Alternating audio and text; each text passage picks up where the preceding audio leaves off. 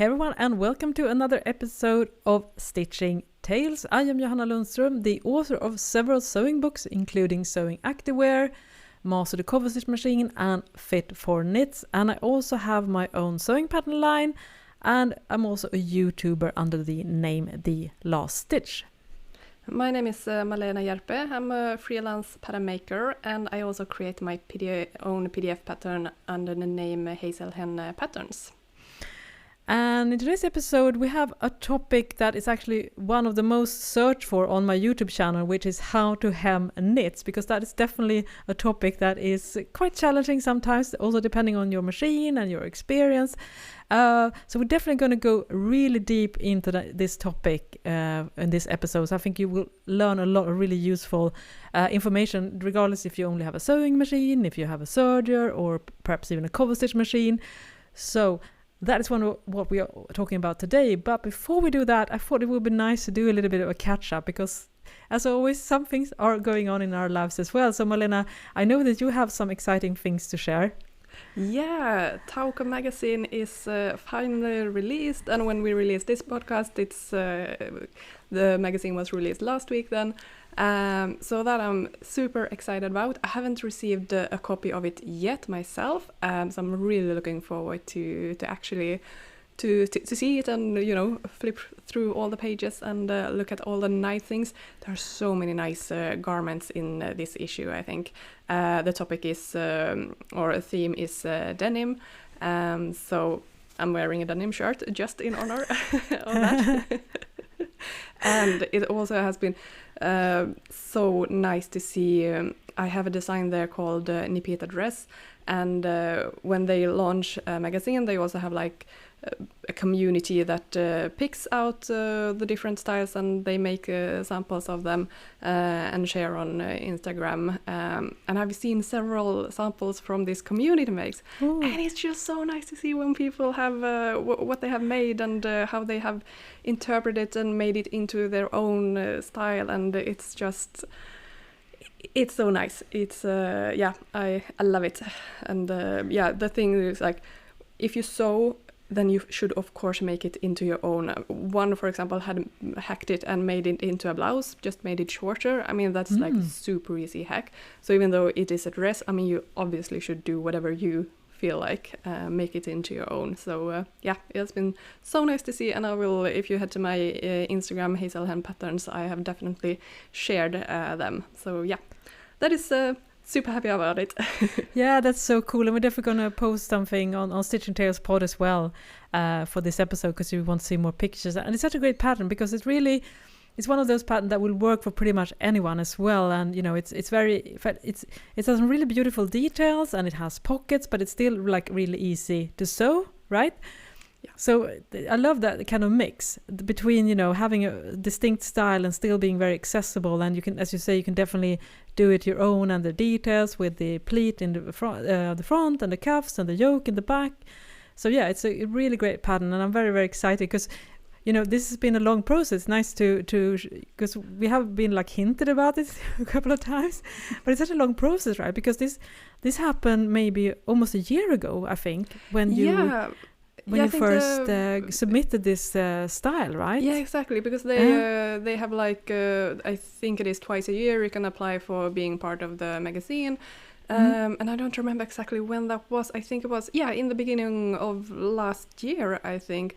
And I submitted my pattern when I was selected. I sent them, I think it was like in May or something. So it's I mean, it's been a while in the process. I mean, obviously, because they need to create the photo shoot and everything, so it's a lot of work behind every magazine.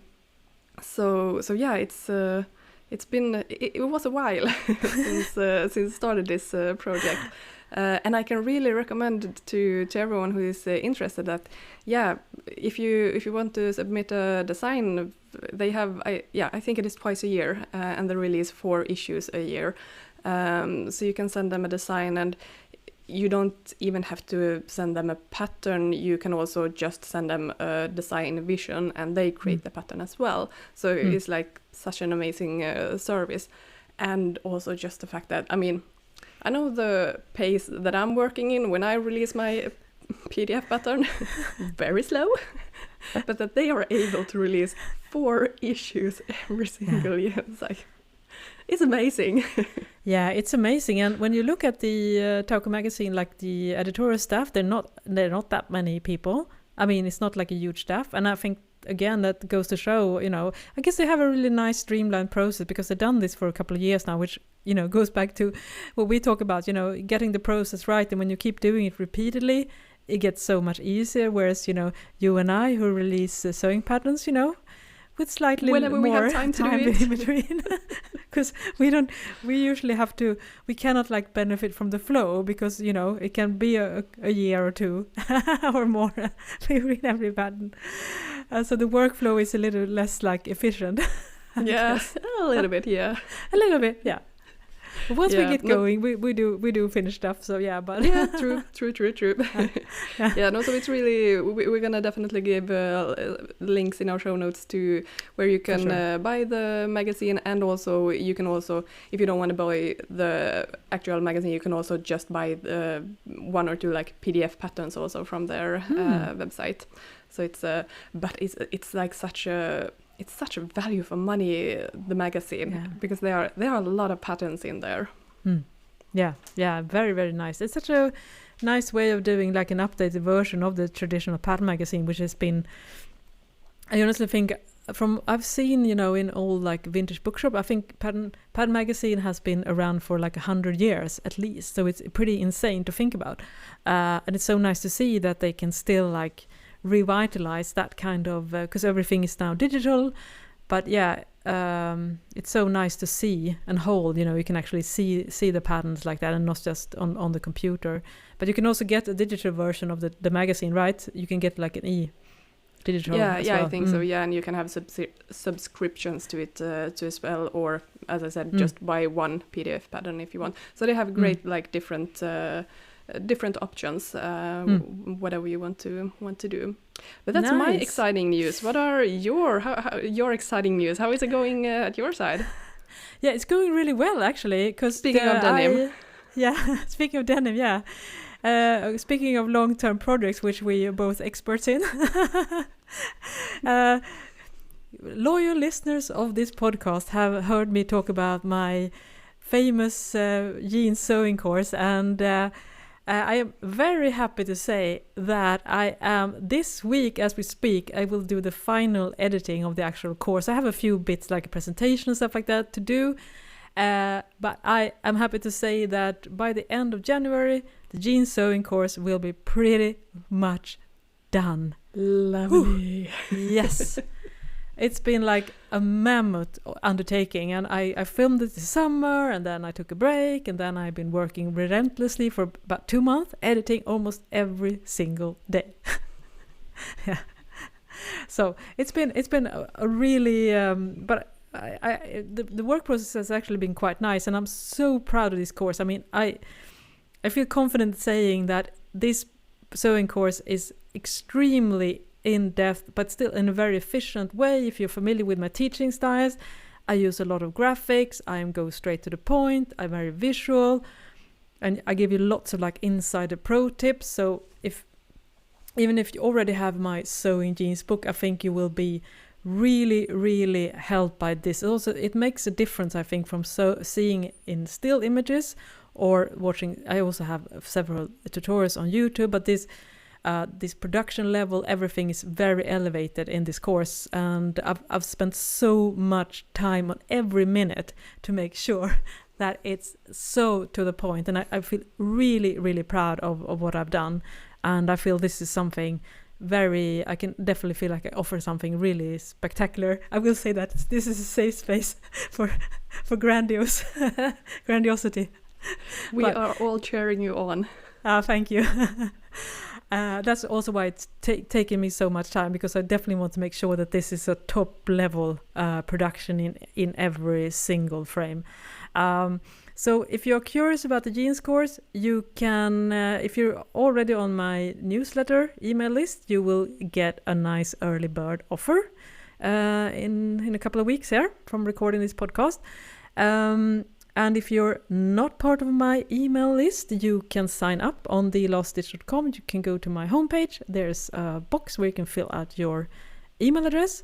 And I will also link to that in the show notes if you want to sign up. So you definitely should do that. If you're curious about the jeans course and want to see more behind the scenes, definitely sign up and also get a nice early bird offer before I release the course. So yeah. Feels good. Finally. How long have you had this in your mind? Like, when did you first get the idea? Like, how like mentally, how long have you been working on this? I think about 3 or 4 years. Yeah. Yeah. Finally. And, finally. Yeah. Because I have this like a board. It's an app called Trello. It's like a project managing app where I dump all my ideas for future projects, and then I set them on a timeline for each year. So it's nice, and I keep, of course, moving those to next year, because that's how I roll. But I think if I go back and see that I started to outline this in 2021, so I think it's about 4 years. That's great to be able to put the check done mark.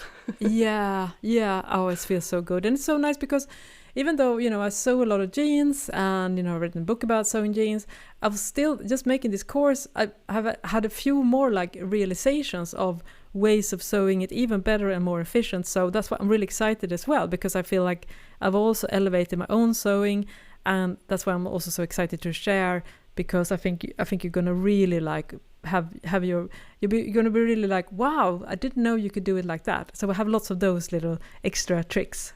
So I'm very excited to share. Yeah, that's a benefit of things need to take its time. Like, you can't rush it, because if you get the idea and you do it right away, maybe as you say, in a couple of years when you have done it even further, learned even more, like, things need to mature sometimes before it's ready to be released. So it's I'm trying to pep up myself, like, why it's okay for us to take so long time to from idea to finished product. Yeah, but it is. I mean, when we did Fit for Knits, I think that was a 2-year process, and I think that was also really helpful, because we had lots of like ideas and developments, and we revisited a few things and made them more clear. So I think that if you don't rush a project, I think the end result will be better, and ultimately that will gain the recipient of what we do, because we have put so much thought into this. So to me, it's like a quality assurance process in a way. I try this again. We are trying to like explain why we work slow. That, and the fact that we also have other jobs that we do. Yeah, we do other things as well. I think that's a main issue why our pace is maybe not always so quick enough. I would say efficient when we actually do the work, but the time before we actually get to do it, that's a little bit more time consuming. Yeah. So that was a little bit of an update. So check out Malena's new pattern. And of course, sign up for my list if you want to learn more about my upcoming course about how to sew your own jeans. All right then, should we tackle this week's subject, how to hem knit garments? We have talked about this briefly, I mean, in previous episode when sewing t-shirts, but we thought that this deserves its own episode, maybe even further episodes, because there are so many things you can do here, so many things that could go wrong, and as you said, like, this is one of the most searched topics on your YouTube channel, and I guess on your blog as well. Yep. So people are wondering how to do it in the best way.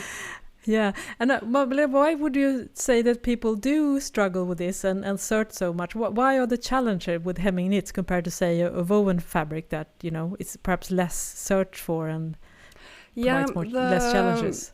The stretch. It's the best thing about knit, and it's the absolute worst thing about knit. And this seam in particular, it's so visible, so it needs to look right. You can't hide it, like as a seam allowance are hidden inside the garment. This one is so visible, so it's so easily to see if it doesn't look right. The technical sewing, it is trickier. The machines are a little bit more they don't always sew a nice seam, and also, as I said, the stretch. A knitted fabric almost always is the most stretch on like the horizontal way, and you sew in that direction. So you sew a seam that are maybe stiffer compared to the fabric stretch, and that creates issues. So that's why it's so much more difficult to hem a knitted garment compared to a woven. A woven you can basically just fold and sew a straight seam and you're done. Like, it's more or less that easy.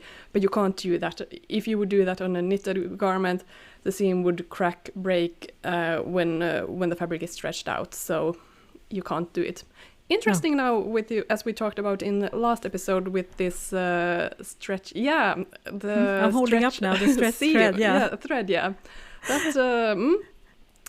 I'm interested. I'm interested in it. Yeah, I'm also interested. And as what I'm holding up now, if you're not watching the video version, but you can watch the video version on Stitching Tales Pod on YouTube.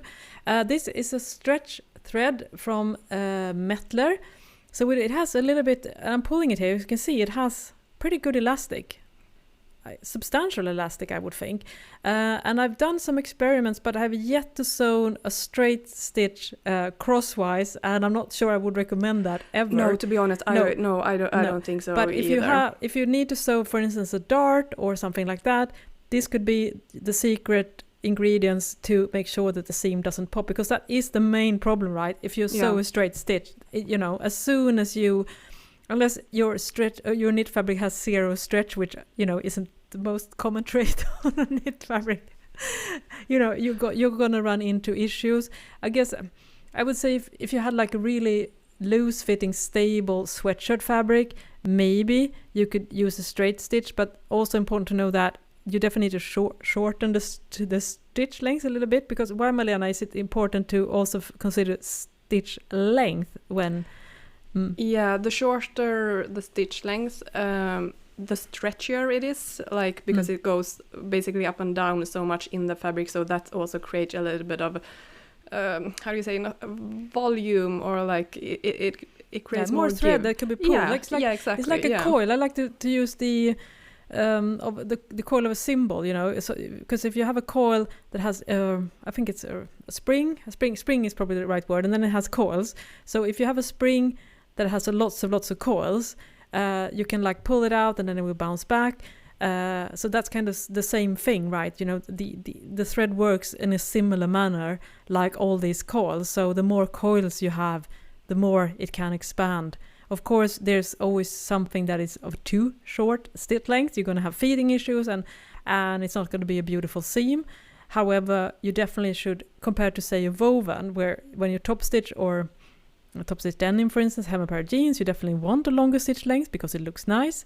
But that's not the way to do it if you would try to use a straight stitch. And that goes for, any type of hemming that you need to consider, having more insertion points, or I guess that's kind of explanation of how it works. Yeah, definitely. And I think that the stretch thread, as you said, like, for example, a ponte de Roma, then maybe it would be like workable to just have a straight stitch with that thread. And also to use it, for example, if you have a twin needle, because if you use a twin needle, the under thread will be zigzag, so it will have a little bit of a stretch, but not so much, to be honest. But if you have that combined with a stretch thread, that might actually work pretty well. So if anyone has done that already, write us a comment. We are so curious to see what your opinion about it, because it's a really great invention, this stretched thread. It's sounds interesting, intriguing. Yeah, very much. And also, if you only have a sewing machine, and getting sewing machines is really expensive. I mean, a serger and a cover stitch machine is really high budget investments, especially if you want to get a good machine. So the more you would be able to do with your regular sewing machine, the better, I think. And also, you save a lot of space not having to have 3 sewing machines as I do on my table. True. Yeah, so that's a good basic explanation of why it is a struggle to hem knits to start with. So I guess we could move on to talk a little bit, because you have, there are 3 options when it comes to domestic sewing machines, and I guess we could start with the sewing machine. So you mentioned twin needle, and twin needle is, if you're not familiar with it, it's a needle that has two needles, and it's held together with a little piece of plastic, and it sews 2 parallel rows, and I'm holding up one now if you're watching the video version for knits. And the thing is, on the outside where you sew, you're going to get 2 rows of straight stitch, and it mimics what is known as the cover stitch, or in a cover stitch machine. The difference is, of course, as Malena mentioned, on the reverse side you will have a zigzag stitch, and the zigzag stitch is what provides the stretch. So this is a good starting options if you only have a regular sewing machine, because you get a neat outside at least, and you also do get some stretch. So that is definitely worth trying. Again, this will work better on more slightly not the thinnest knits and not the stretchiest knits, because as you said, Malena, the twin needle do have less stretch than a properly set up cover stitch. So if you're making a really figure-fitting t-shirt with negative ease, you definitely need to, again, experiment with the stitch length and do a pull test and see. Another problem that you will likely encounter, if that's a thing you are concerned about, is what is referred to as tunneling. Do you know what I refer to, Malena? Yeah. Yeah, we talked about this in previous episode also, that the fabric in between those seams are pulling together, creates a little bit of a tunnel. Very common, unfortunately, when you have a twin needle, and especially if you sew with more softer knitted fabric, that is a very common issue. And the Rebel has no problem with adjusting the tension on the bobbin. That's my go-to solution for this. A little bit looser tension, and it will work magic for this problem. That's a very good tip. I'm a little more hesitant. So my solution is that I have 2 bobbins. I have one that I trust my sewing machine repair person to set up for me, and then the other one I can go crazy. But that's a very good point. And also, don't be obsessed, because when you start mixing with the tension, you will have the below side of the zigzag stitch. Because normally we will talk about, we need to have balanced tension and everything like that. You should not see the needle thread on the reverse side, and you don't want the bobbin thread to peek through on the right side. But I've found when it comes to manipulating with the tension, that sometimes it might not look the most pretty on the reverse side in order to get the best result when it comes to, as you say, prevent tunneling and get good stretch. So sometimes, don't be obsessed about that kind of stuff. It doesn't have to look as pretty on the reverse side, in my opinion, when you do a twin needle. Yeah, if you see all the issues, you're standing too close. Skip stitches are also very common, unfortunately, with the twin needle. And I think there are different types of twin needles, both for woven fabric and for stretch fabric. So just make sure that you have a stretch needle, like a ballpoint needle, that will help prevent the skipped stitchings. But yeah, it's a little bit not my favorite hemming method, to be honest. It's a great starting point if you are first trying it out, try to hem knits, but it is a little bit not maybe the most perfect one. Having a zigzag as hem seam is perfectly fine as well. That could actually be a really nice detail also, and that usually is a little bit more not so, how do you say, skip stitches and those kind of things. It's not as sensitive, so maybe a zigzag could actually work better than a twin needle in some cases. Yeah, and also the benefit of the zigzag stitch, especially if you So again, don't use a too wide of a too long of a stitch length. That you again make sure that the zigzag is a little bit narrow. We can definitely, and also a little bit wider. So again, that you have more thread.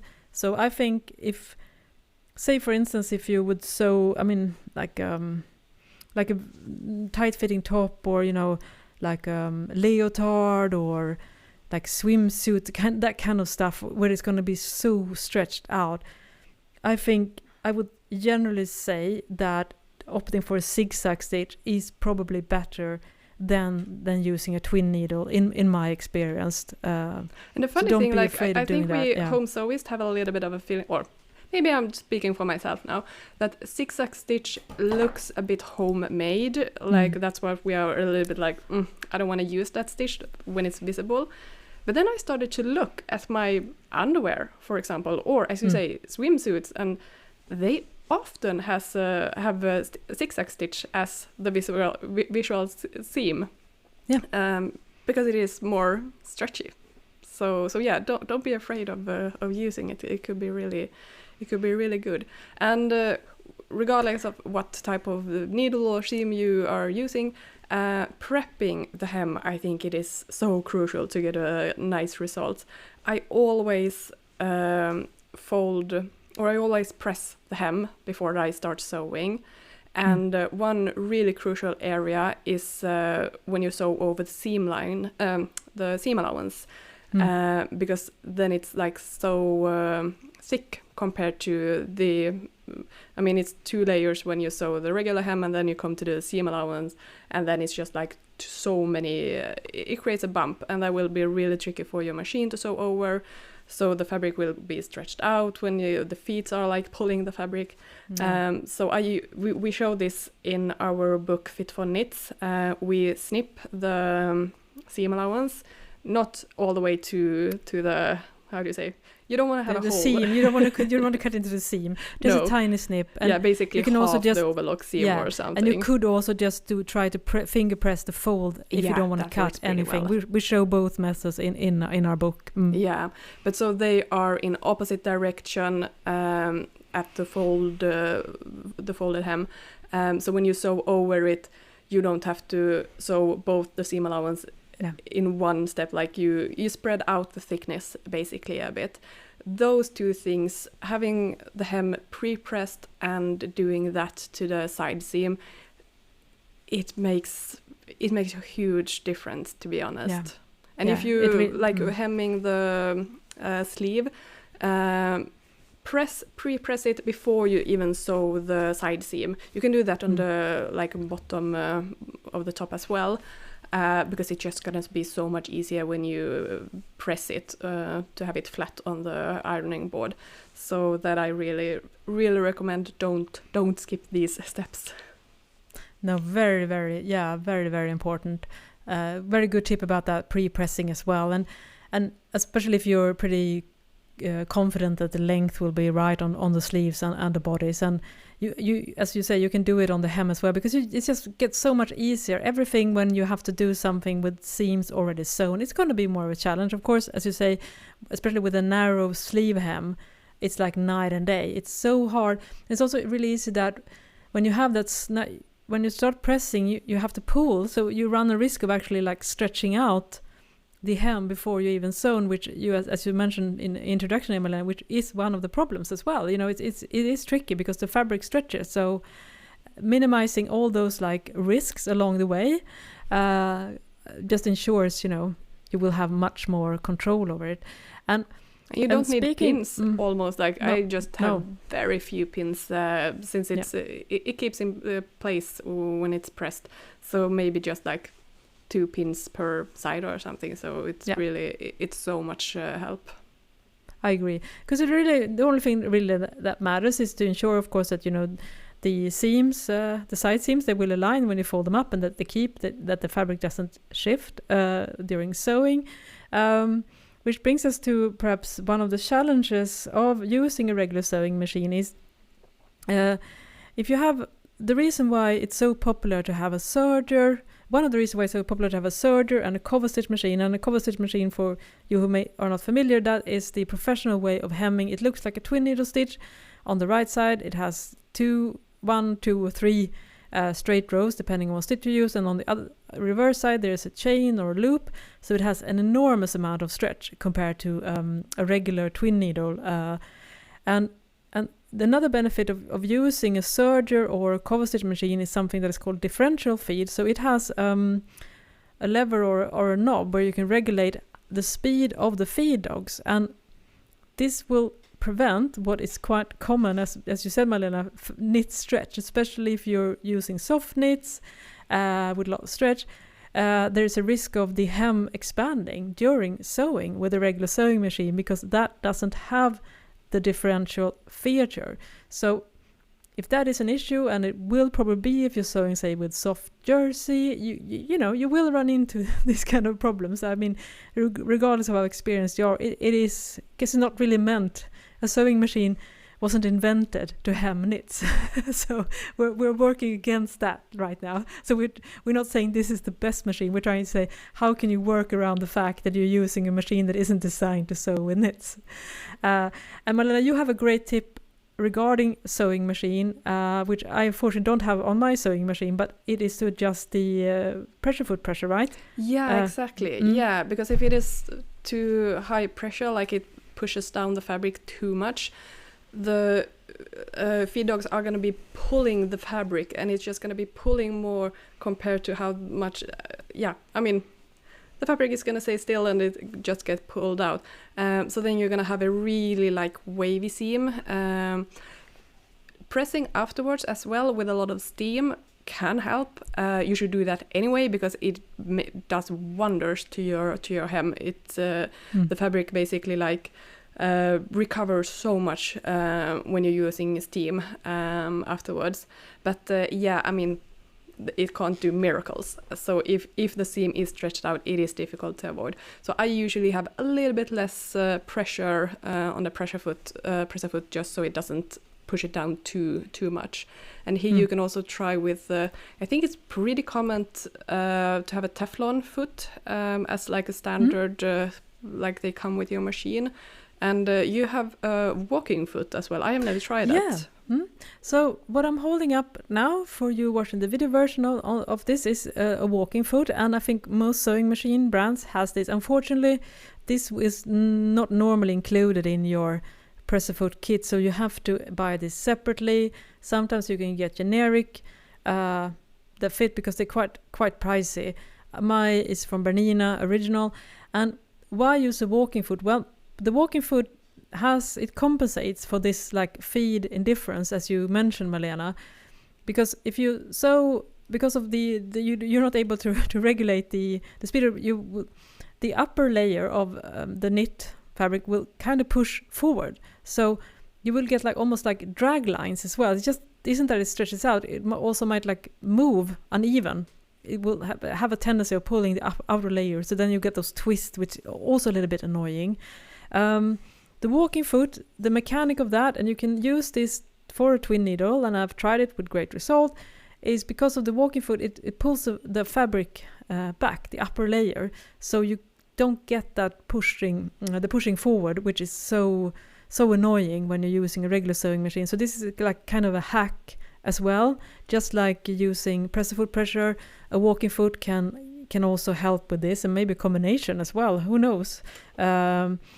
And another, if you don't have either the opportunity to adjust the presser foot pressure, although sewing machine doesn't always have that, or you don't have the budget to get a walking foot, I have an easy way of doing this, and I will also link to a video on the show notes here where I show this method. So what I'm holding up now is an awl, which is a sharp tool that you can use to pierce hole, but any type of like narrow tool, whatever you have, it can be pretty much anything. So what you do is when you sew is that you gently pull the upper layer of the fabric towards the presser foot in a rhythmic motion, and that prevents actually the fabric from being pushed forward. So it's a little bit like it requires slow sewing because you have to be careful.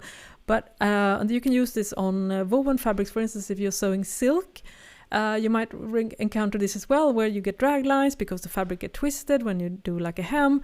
You can use this tool with the same result to get really nice flat hem. So all great investment for this as well. You also have a few other options. One way is, of course, to use like a washable stabilizer. What I'm holding in my hand now is something called Wonder Tape, which is a double-sided tape that you can like glue together the hem fold, and then you stitch, and then when you wash the fabric, it disappears. But then you need to wash the fabric before you iron, because you don't want to melt the glue. You can also use a regular glue stick as well to get a similar result. And now this is definitely like high level techniques, but I mean sometimes you need to like really try. If you only have a sewing machine, you might be prepared to go outside normal sewing techniques, because as I said, you're working with a lot of challenges, so it's you have to like hack the system in a way. And that's why we share a few more like unconventional method here, because it's going to be hard. It's not an easy thing. Yeah, one thing you mentioned, go slow. Like, don't rush this. It's okay to really go slow on these types of seam, because that will actually help. It will be so beneficial to walk slow, and you will be able to also just push forward the top layer of the fabric a little bit with your fingers. It's gonna be so much easier.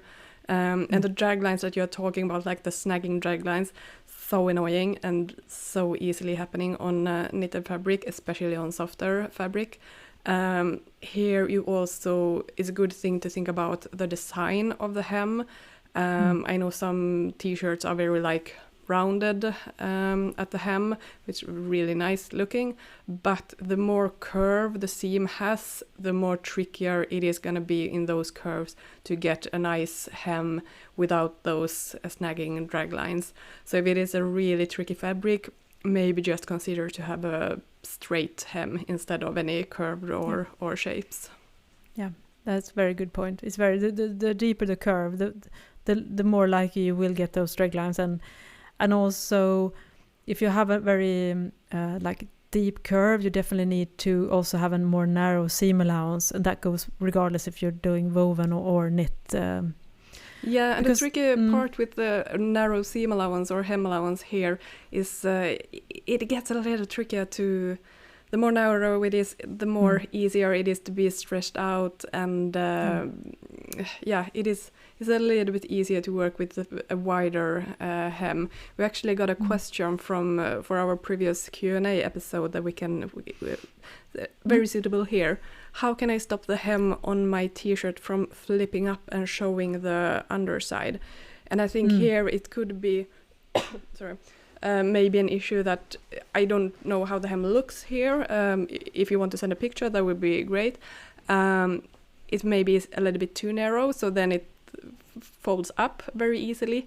Or if it could be some tension issue, I think.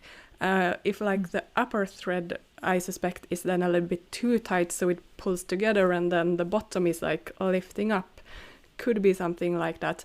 Or if this is a personal preference, but if you have a twin needle or flat lock or whatever, to have the wider stitch width, like the distance between those two rows are a little bit wider, then it's also going to help the hem to be flat. If it's really tight in between the seams, it's not going to be as stable and also less stretchy. So I prefer to have it a little bit wider compared to those just like a few millimeters apart. Yeah, that's a very good point. And usually what I'm holding in my hand now is a twin needle force stretch, and it does come in two different widths. So that can also be something to consider.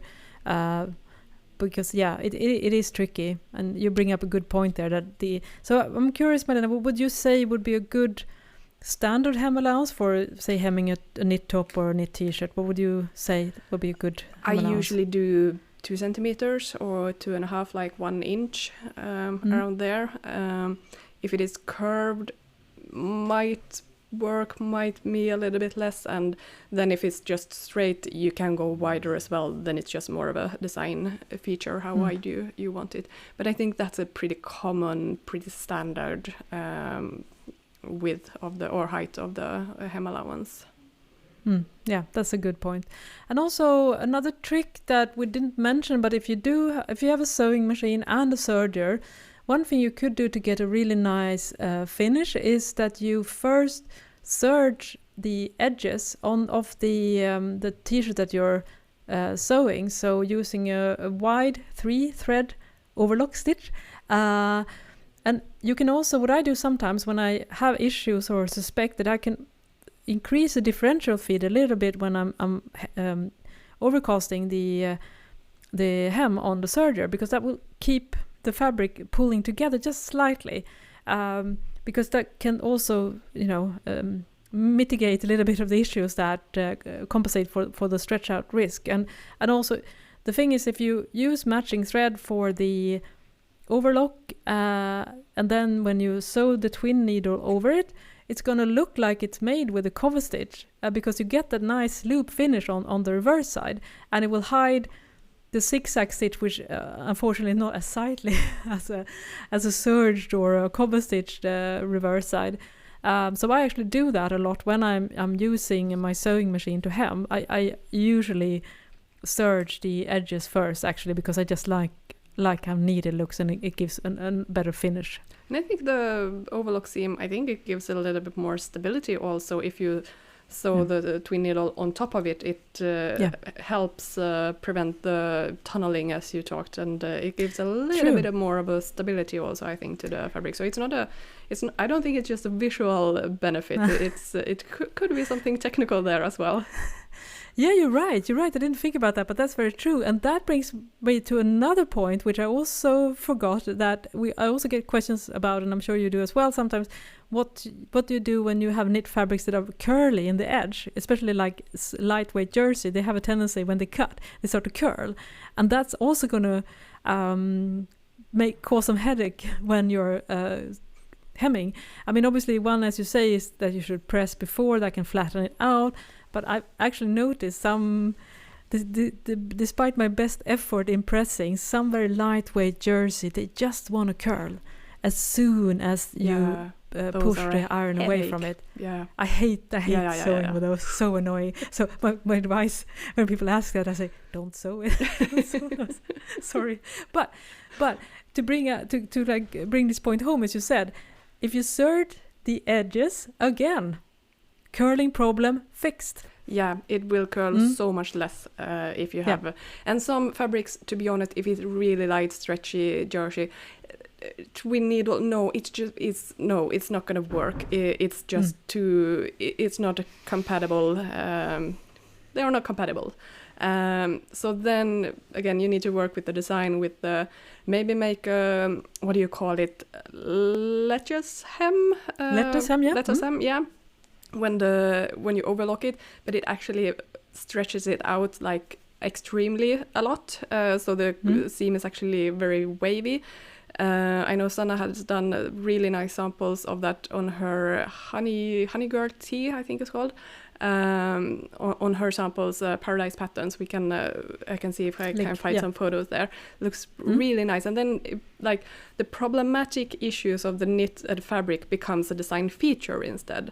So try to work with the fabric instead of against it, because I would never use a twin needle on like those really slippery soft knits. No. Yeah. And the funny thing is, like, you always say that, but just adjust the differential feed on your overlocker. That to me is like the same resistance you have to adjusting the bobbin tension. I'm like, I don't want to touch my overlocker. I don't want to do it. No. I know I can, but I don't want to do it. I'm so reluctant to do that. So we all have our issues. Yeah. It's like, welcome to the Sewing Neurosis podcast. Yeah, it's good we are two people here, so sometimes listen to Johanna, don't listen to me, and then vice versa. So yeah. But I think I never adjust it. But then again, I have not sewn those kind of seams either, where you really have benefits of them. So, but yeah, those are my like, I don't know. No, I don't want to do it. Yeah. And again, it's just the good thing is, of course, you can just reverse it easily. And definitely, it's not, if you have a difficult fabric when you're sewing a serger, you know, adjusting the differential feed, it won't solve. I mean, because you can definitely go too high and then you will get like lots of gathers instead. But doing small tweaks, I have found that has helped me a lot, actually.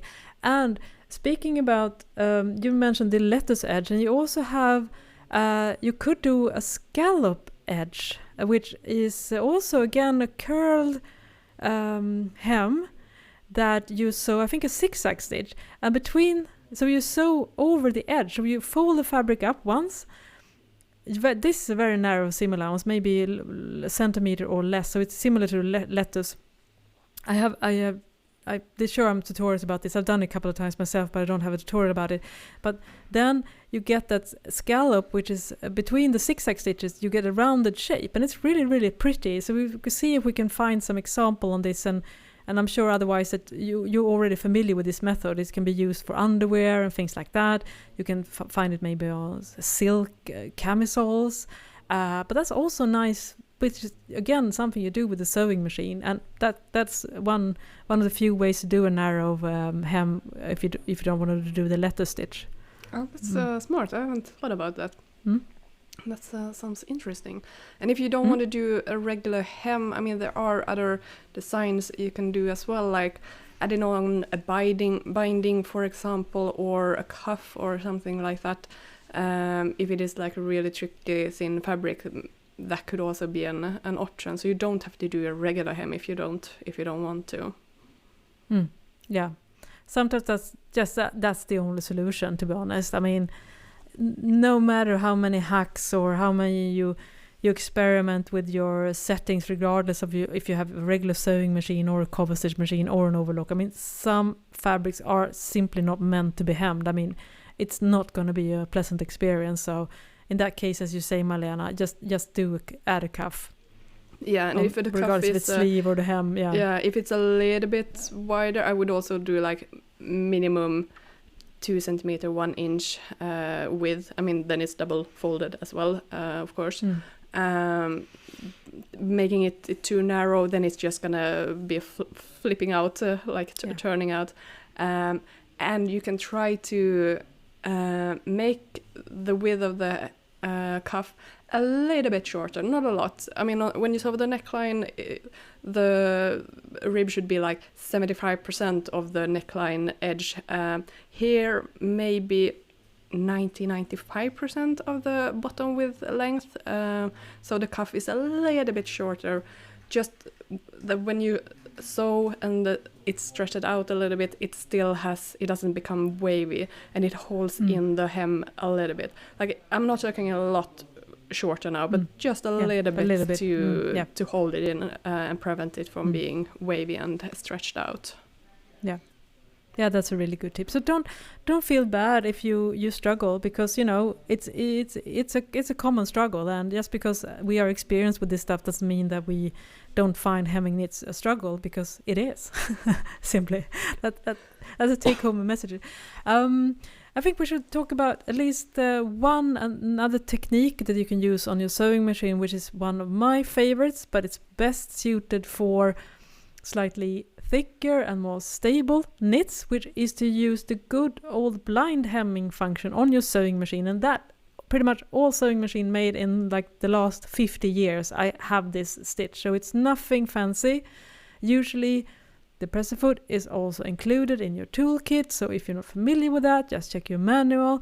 And the blind hem stitch is, as the name hints, is just a stitch that looks invisible on the outside, or almost invisible, because it stitches the regular blind hem stitch. I think it stitches 3 straight rows, and then it do a zigzag stitch, and that zigzag stitch, the trick is to fold the fabric so it just catches a thread on the inside. So for instance, if you're hemming, say, French terry, if you're familiar with French terry, it has loops on the inside, and so you can make the stitch visible by making sure the zigzag stitch just catches one of those thread loops on the inside, so it doesn't really show through. And if you just use matching thread, you make it a little bit of a dot, but you know, it won't really be an issue. So that's something I do a lot. And if you get one of my sewing patterns designed for more stable knits, which is the AV cardigan, which I'm wearing right now, or the Vide knit pants, my latest sewing pattern, there I use blind hem pretty much exclusively. Again, it helps to serge the edges, but that's more of a, as we say, it has benefits, but it's not necessary. So I'm going to hold up now.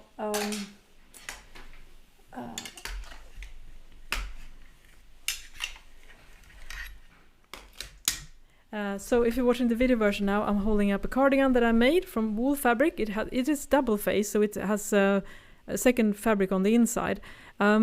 So if you watch the video version now, you can see that on the outside there is no visible stitching whatsoever.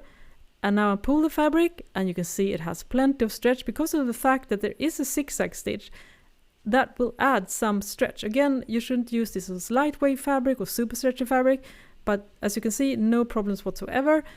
And then on the inside, now it's going to be really difficult to see, but the stitch is just sewn on the edge, and then there's tiny zigzag stitch that catches the inside of the fabric every third or fourth stitch. And some sewing machines also have a stretch blind hem stitch, which is 6 small zigzag stitch. Yeah, I was going to say that there are two different, like for both for woven and for specifically for knitted fabric as well. Yep. My really old sewing machine doesn't have that option, but I think pretty much all modern sewing machine has it. So yeah. So that's a really good, in my opinion, underutilized. It's also if you do sweater knits and things like that. Again, the blind hem stitch is your best friend.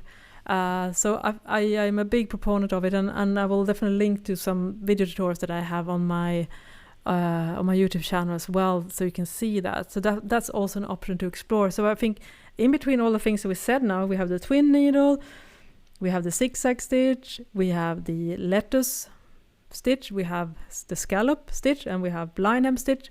So here and the cuffs if all other things doesn't work. So you have at least 5 options here, and of course you can use stretch thread as well and see if that helps. So I mean, you can actually achieve quite a lot on a sewing machine, even though we said, oh yeah, it's not the best thing. It's still, you can come a long way if you're just aware of the specific challenges and some of the things that you might encounter. Yeah, and don't be afraid to also look at ready-to-wear garment. How are they doing it? Because they can have really nice design features as well. For example, you have the hem raw, and then you zigzag on like a strip on the shell fabric as well, like 1 inch to 1/2 centimeters wide strip along the bottom hem line. So it creates like and since it's jersey, the edges are rolling. But since they are like 3 layers, they're like it can create a really nice design feature that as well.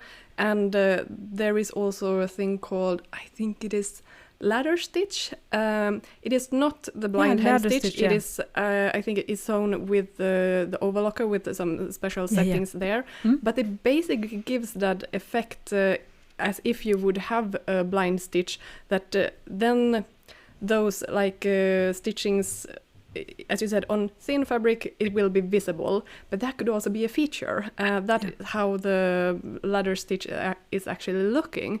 So as long as it's something that is wrong, but as long as it's like wrong enough, then it could actually look quite nice, because it gives like another type of details. Same as, I mean, the letter stitch, it's so stretched out that it actually looks nice. So play around, like you can really play around with the design, and it doesn't have to look one specific way. So don't be afraid to test and mixture and see what's ready to wear garments, how they have done it.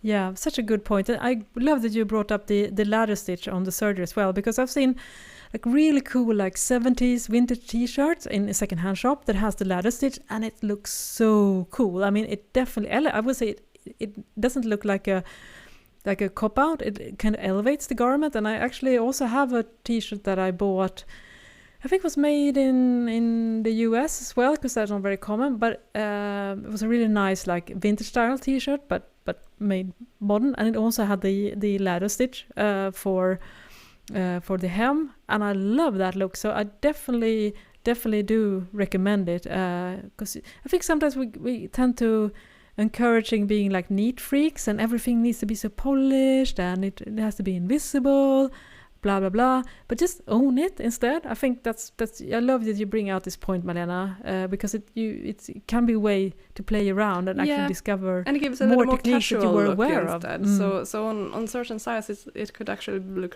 be a nice details instead. Absolutely. And I will say now that we have talked just about the hemming on a sewing machine now for almost an hour.